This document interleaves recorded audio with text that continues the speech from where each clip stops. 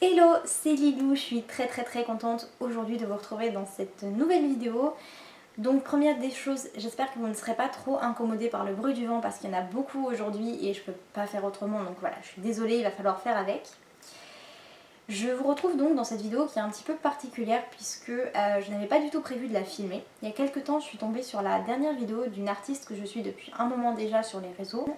Elle s'appelle Florivine et sa chaîne YouTube s'appelle Floryteller, donc évidemment je vous mettrai tous les liens en barre d'infos. Et dans sa dernière vidéo, elle peint une aquarelle tout en nous parlant d'un sujet qui moi m'a beaucoup touchée et qui m'a beaucoup parlé. Elle évoque en fait cette sensation de découragement qui souvent va nous envahir lorsqu'on décide de démarrer une nouvelle activité et en particulier artistique. Et c'est vrai que comme très souvent, je me suis vraiment reconnue dans sa vidéo et dans ses mots et c'est pour ça que j'ai décidé en fait aujourd'hui de vous parler de ce sujet-là moi aussi, évidemment à ma façon. La première des choses en fait qui m'est venue en tête après avoir vu cette vidéo, c'est de me rendre compte à quel point cette fameuse sensation de découragement est présente dans tout un tas de domaines différents. Ça peut arriver lorsqu'on décide de démarrer le dessin, la peinture, le chant, la danse, un instrument de musique, un sport, une nouvelle activité professionnelle et même par exemple lorsqu'on doit utiliser un nouvel appareil électronique ou un nouveau logiciel qu'on ne connaît pas encore, etc. Et en fait on réalise que cette fameuse vallée du découragement, on risque de la rencontrer à chaque fois qu'on décide de démarrer une nouvelle activité qu'on ne connaît pas encore, dans laquelle on n'a pas encore de compétences et d'expérience. Et une autre chose aussi qui peut interpeller avec ce sujet-là, c'est que en fait je pense que c'est quelque chose qu'on a tous déjà connu à un moment ou à un autre de notre vie. C'est-à-dire que bon, quand on démarre quelque chose de nouveau, on sait tous que ça risque d'être raté au début, que le résultat risque de ne pas être à la hauteur de nos attentes, et donc on arrive quand même à être assez réaliste, à pas se mettre la barre trop haut et à dire bon ben voilà, je sais que le résultat risque d'être raté, qu'il va y avoir des erreurs et que ça va pas être bien tout de suite. Ça c'est ce qui se passe consciemment.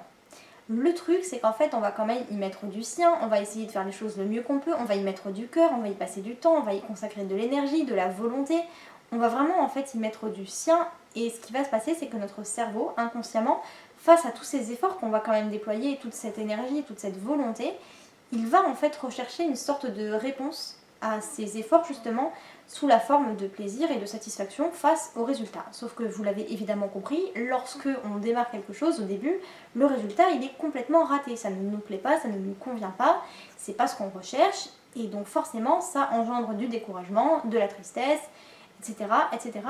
On va se prendre en pleine tête des émotions négatives.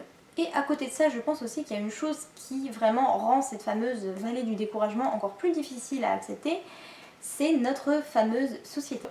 Parce que j'ai vraiment l'impression qu'aujourd'hui c'est assez mal vu au final de consacrer de l'énergie, de passer du temps, d'y mettre du sien dans quelque chose qui n'a pas forcément de but et qui n'est pas forcément rentable, sans même parler d'argent, dans le sens que voilà, j'ai l'impression qu'aujourd'hui toutes les choses qu'on fait doivent avoir du but, doivent avoir un sens et doivent en fait apporter quelque chose entre guillemets. En fait cette vision me dérange beaucoup parce que j'ai cette sensation qu'on n'a pas vraiment le droit en fait de faire quelque chose et de consacrer du temps à cette chose qui tout simplement nous procure du plaisir et nous fait du bien alors qu'elle n'a pas forcément un but et un sens en soi.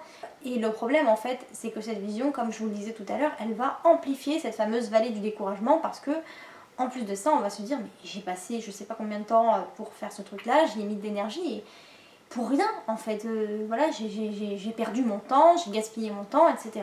Et une autre chose aussi qui est compliquée avec cette fameuse vallée du découragement, c'est qu'on ne sait pas combien de temps elle va durer.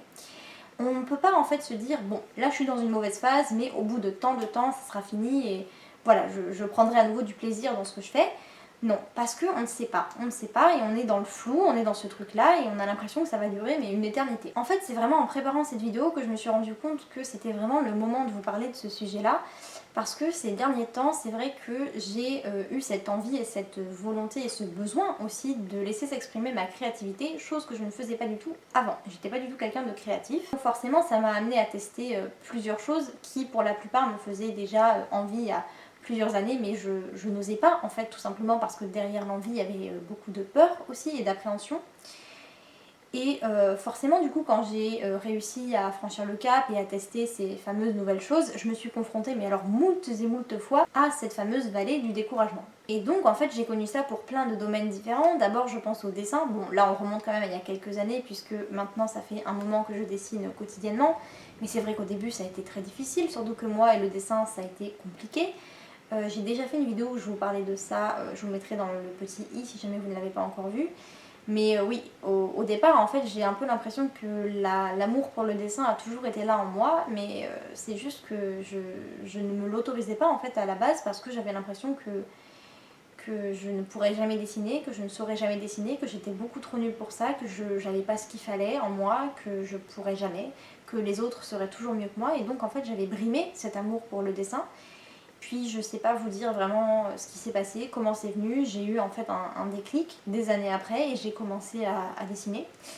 Et au début ça a été très difficile et bon, j'ai réussi à ne pas abandonner puisque aujourd'hui je dessine encore et toujours.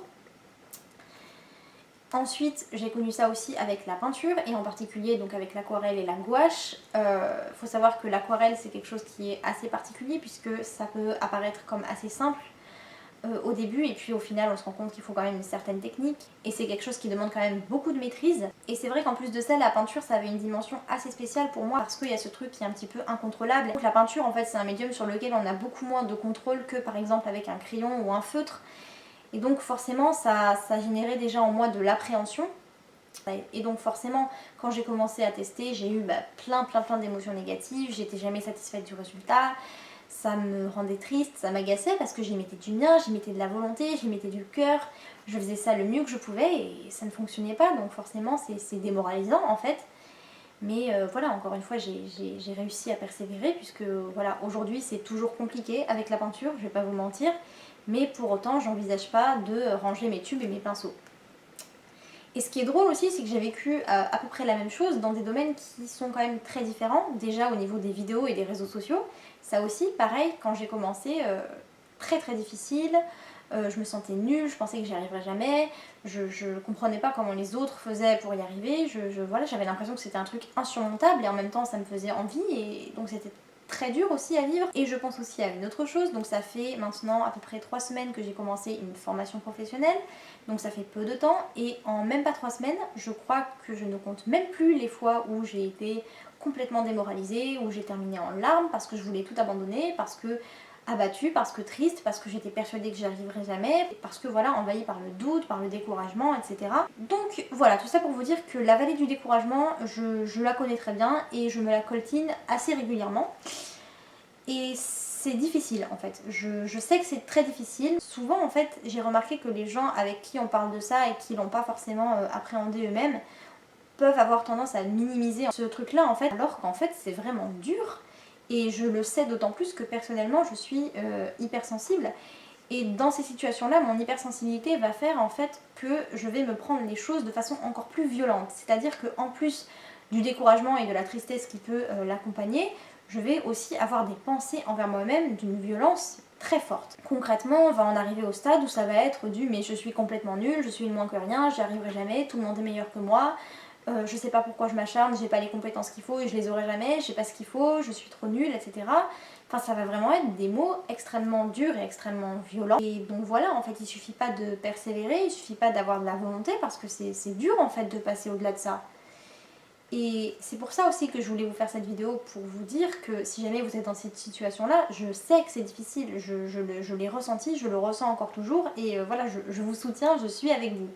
Et je voulais aussi vous amener quand même du positif parce que c'est important en vous disant deux petites choses. La première c'est que déjà je voulais vous dire vraiment un grand bravo parce que si vous êtes dans ces situations-là, ça veut déjà dire que vous avez commencé à tester et à mettre en place une nouvelle activité que vous vouliez en fait débuter. Et ça déjà vraiment ce n'est pas rien.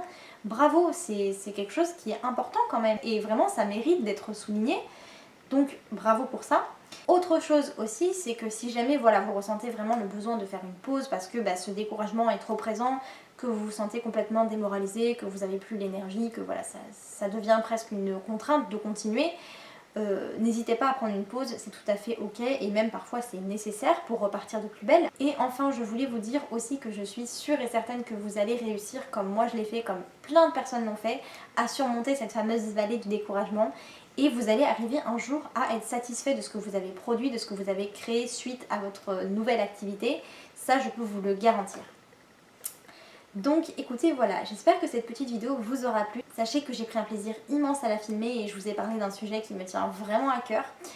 Donc pensez à la liker si jamais elle vous a plu. Pensez aussi à vous abonner à ma chaîne, c'est hyper important à la fois pour vous parce que comme ça vous ne louperez rien de mon contenu YouTube et aussi pour moi parce que ça permet évidemment de soutenir mon travail. Et écoutez, je vous dis à vendredi prochain pour une nouvelle vidéo. Bye bye!